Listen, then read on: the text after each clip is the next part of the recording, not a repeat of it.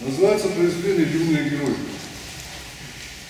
Среди закаленных воинов суровых совсем юнцы шагали на параде. В военной форме, шитой новой, бросали в кучу вражеские стяги. Недавно босоногие мальчишки, бежавшие из дома на войну, оставившие мячики и книжки, чтобы защитить любимую страну. За их спиной ранения, потери, и страх, и боль, и детская тоска.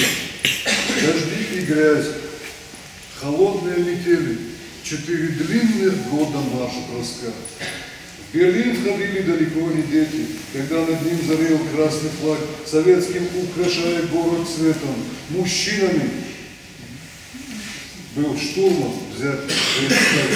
И вот они, с годами все же дети, уверенно шагают на параде юнцы-герои, спасшие планету, бросают озимь вражеские стяги.